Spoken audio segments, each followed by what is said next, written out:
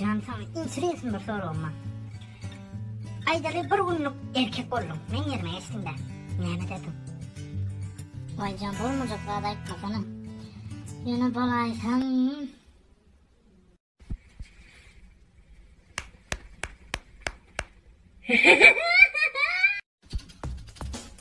Can, näme nakır? Nakır taýnadym mı? Bugün men erkek günüm gıtağına oturmalı. Ay, nedir eken ay? Vay Can, nakıram mene değil mi? Vay, hova seni dedin ben bir günü erkek olma. Gel men sen var ya, mene düşünüyor, şlok ne dedin ya. Aya! Günlüğün günlerden ayda göttün var ya, mıdı sazlar. Ben de kalsın şimdi bir ay bir götür. Dur baba. Tabii marketten geleceğim. Tamam yok.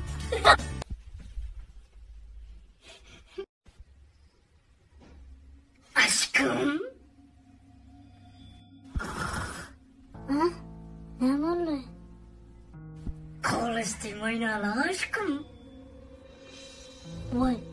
Bunun erkek kolum diye bir şey diyemiyorsun ha. Yazsana. Oraya zaten mi? Her gün abi zirve yapmayan. Şu erkek kamera peyda yanındayım.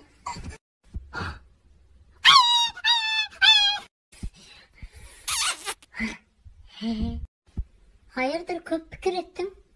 Yok Can. Onlara tam fikirler etmeyene ben bileyemem. Ben yürüyorum pek arası. Evdeyim bir ervet fikire gittim.